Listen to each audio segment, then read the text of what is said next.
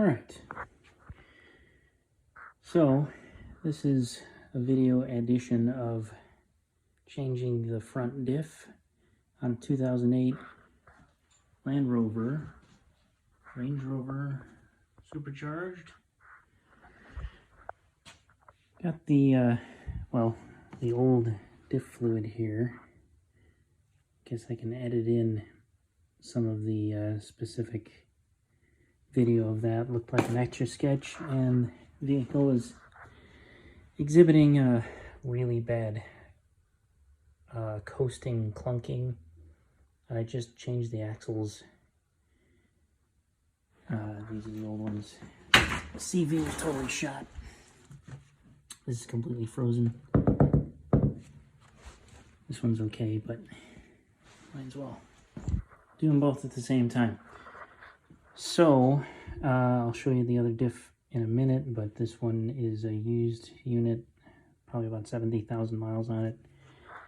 Hopefully I can get another 50, 70 or more out of it. And in the meantime, I'm probably just going to have the original one rebuilt and have it waiting in the wings. So this is just a used unit, not specifically rebuilt, but just checked and okay. So to start out with, it's a lot of the same stuff, you know, jack up the car, put it on stands. There's more specific stuff about what I'm going to be doing within each wheel well in a minute. But the short of it is the diff will ultimately come out the side of the subframe here. The subframe is asymmetrical. On the other side, there's an additional gusset that goes right here. I know it's really dark, but that is missing here. So my first step essentially is going to be removing the steering rack. So to access that and to remove it, I'm learning there's a lot of these external Torx bolts on this car, and the rack is no different. So these they're smaller gauge, but the drive shafts use this same type of fastener. So head looks like that. It is special. It's not your average socket. Anyway, the access to that is basically up through here. Obviously, you have to get your bottom covers off. And I've got my breaker bar. I've got the other one off already. But top bolt is accessed. Sorry, the nut. The nut is up here, and the bolt is in here. This one's out already. So yeah, I'm going to continue with that and keep you posted. Okay, well, you can see just barely. I got the rack loose. The tie rods are still up, supported. I believe I'm going to have to break loose the power steering lines, not these front two ones, but of course the back ones that are pretty difficult to get to. But you can see that I'm running out of room, or I have run out of room, to rotate or slide this out any further. You can see I've got the level sensor removed. That's where those were, those two bolt holes in the subframe. That's completely removed. I've got the steering angle sensor, ride height sensor connectors just dangling right now. Obviously those will get out of the way when it comes time to actually remove the diff. There's my little drain container. I'm going to be breaking these bolts loose. See the back ones there, the hex, in a moment. And guess I'm going to have a diff fluid flush along with, or sorry, power steering fluid flush along with the new diff. Okay, quick update. Air cleaner assembly totally out. Block off your intake to the supercharger as best you can, And the other element here is to take out the coolant reservoir. Oh, man, garage is a mess right now. All to get down to, well, nothing to do with that, but coolant reservoir is out to get that little bolt down there. Come on. Anyway, that one down there. That's the engine mount bolt. That is holding down the right-hand side of your 400 horsepower. So we're going to loosen that up because the whole engine needs to be jacked up a little bit. Oh, and ideally you're supposed to loosen the fan. I'm going to try and not do that because it's real packed in there. But the gist of it is, yeah, there's your coolant stuff down there. Gist of it is you need clearance to get the rack out. And that's going to be going out the driver's side in my case, left-hand drive. Alright, I already pointed out the other engine mount bolt down there, or nut I should say, that has been removed. That's it right there. The next one is down there. See if I can make this thing focus on. Come on. There we go. Okay, so you can see those other two bosses.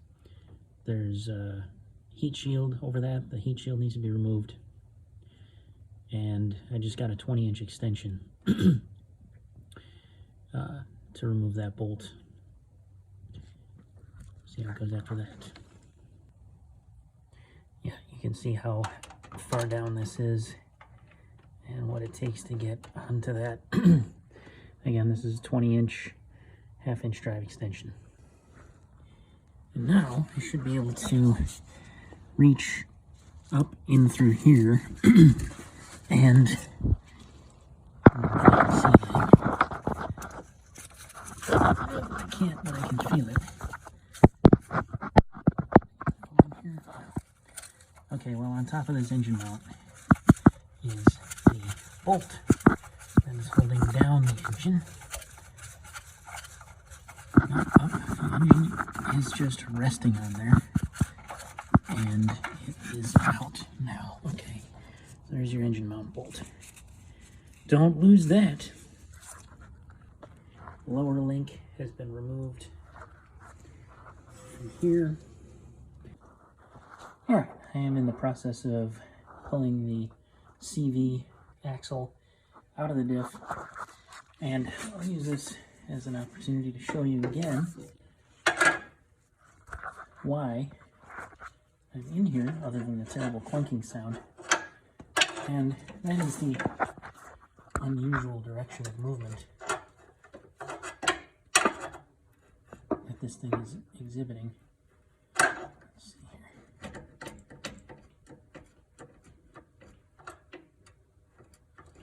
Not sure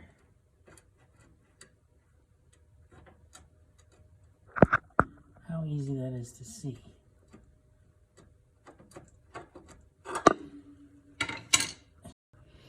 Okay, I'm underneath taking off the drive shaft bolts. You see they have these little support pieces. You can reuse the support reinforcement brackets, but these are torque to yield bolts, and you can see they actually get pretty messed up when you take them off, so I wouldn't really be comfortable putting those back on anyway. Those are a couple bucks a piece from the Land Rover dealer or eBay, wherever you want to find them. One thing I'm showing here, alright, so there's this heat shield that needs to stay on the diff. There's basically no way to remove it from the diff before you slide it forward. You can see supporting the engine. Well, it's not up right now, but lifting it with a block of wood and a floor jack.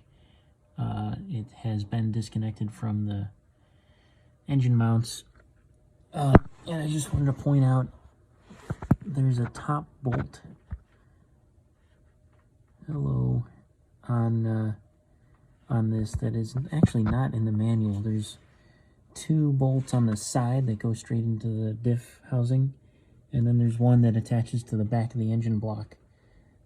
So I'm going to undo that upper bolt and hopefully kind of deform this out of the way, because well, if you have a lift, you're in much better shape than I am. I have like very little room down here, and more importantly, I can't turn the drive shaft because the wheels are still on the ground. The back wheels are still on the ground. And I'm not going to disconnect the back of the drive shaft because then I have to buy 6 more bolts. So that doesn't work out too good. More later. Alright, I'm underneath the vehicle again. 2008 Range Rover Supercharged. I just separated the drive shaft from the diff. You can see the diff is separated already, but one thing that remained was getting the diff, or sorry, the drive shaft out of the pinion shaft coupler here. So you'll notice that there's a little groove or a inset area, and the end of the drive shaft fits right into there. Mine was stuck, and the only piece of knowledge that I have to impart is that if you pull back, hang on, this little metal cover, I guess it is already back. You can see it's kind of crooked. So that metal cover will slide rearward a little bit, not too much. There's a rubber piece in there, you don't want to tear that. And see that groove right there? You can tap on that just ever so slightly with your finest chisel and coax it away from the differential flange there. Alright, now I'm going to try and remove the diff. It's completely free now. Okay, one thing that is not actually in the manual is that you do have to pull out the passenger side shaft, drive shaft, because, oh man, yeah, you can see there, need every bit you can get. Obviously this would have to pull out like 3 inches straight. I mean, here's the driver's side one where there would just never be room for it to go straight out. It's crazy tight fit in here. So now you're supposed to wiggle this out, and this is supposed to face up. So obviously this whole thing needs to move up into this cavity up here, and then the bottom swings out and it comes out this way. I believe I'm going to have to push this farther up. Obviously it's completely disconnected. And yeah, we'll see. That's the next step. Okay, so the step to remove the diff, again, all the bolts are out. Keep in mind this back bolt, you can see it's chilling out back there still. That does not, it cannot come out. And it's actually important to put that in place before you put the diff in. So again, it will not come all the way out when you're removing the diff. It just kind of goes along for the ride. And the, let me keep this out of the way. That's my diff breather. The removal process for this is forward, up, swing out the bottom so the output shaft seal is facing up. Rotate it and pull it out through this hole in the subframe. So I'm going to try and do that right now. Probably not on camera because there's going to be some foul language. Okay, we're halfway point here. Diff is now in the correct exit position. After quite a bit of wrangling, got your pry bar. Make sure you stick something under it to help with the leverage unless you have a lift, and are much better equipped than I am. Alright folks, we are officially at the halfway point here. Got the old diff out. I have to salvage this little guy here, the heat shield. It came out with relatively minor damage. I definitely torqued it when I was pulling it out. Just upon initial inspection, whoops. So this is just a used lower mileage one. It's not rebuilt, but in general, there's your average. I don't know if you can hear that. Average play in that doesn't seem that bad at all. And as far as the sound assessment alone on this,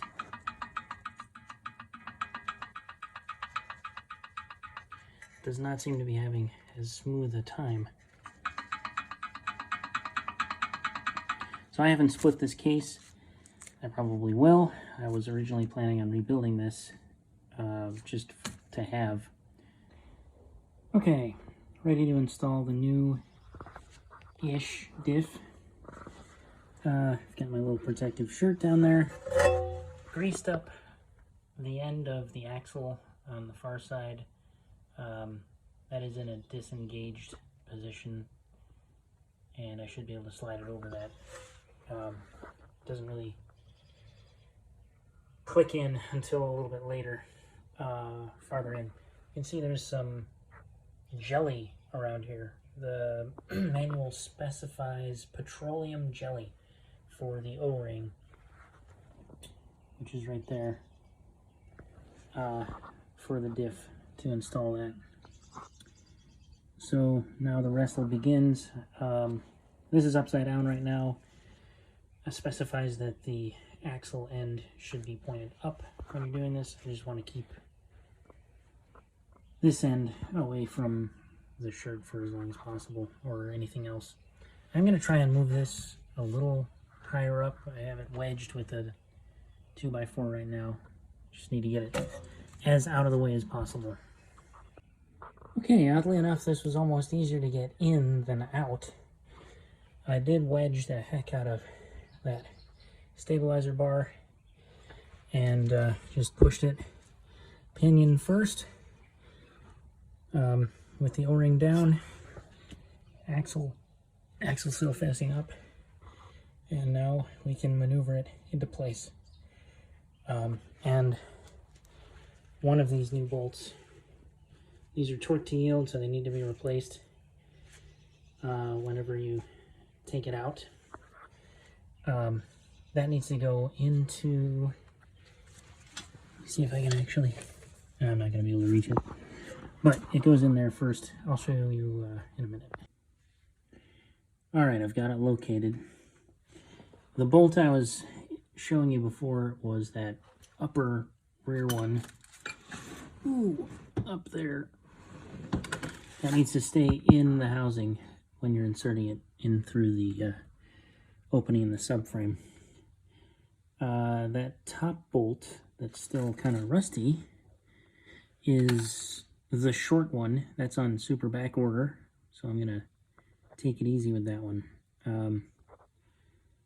The other ones are not torqued down. I'm trying to see if I can show you the locator pin.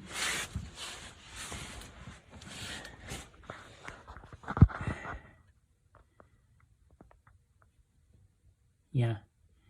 Okay, above the bolt, right, incoming finger, right there, that's a locator pin. So I haven't cranked this thing down all the way, and you want to make sure that that goes in the little hole in the side of the block. One of the big tips I can lend to make this whole thing easier is mounting input to the drive shaft. At least on this vehicle, the drive shaft is right above the stabilizer bar, so you're not really putting any torque or crazy forces on the end of the drive shaft, and that just helps it align, because otherwise the input wants to like fall in through this hole, and it's a super troublemaker to align. I did manage to do this completely by myself. The manual says to, you know, have a helper, but it is possible to do in a garage, on the floor, no lift, no helper. Okay, we got the coolant reservoir back in place. It's really just held in place by these two bolts here. I have to top that up. I'm about to mix some new orange coolant for that. So now, earlier in the video I had said that I was going to try and do this without removing the fan, and I later discovered or confirmed that that is not possible. Essentially because you need to lift the engine so far up.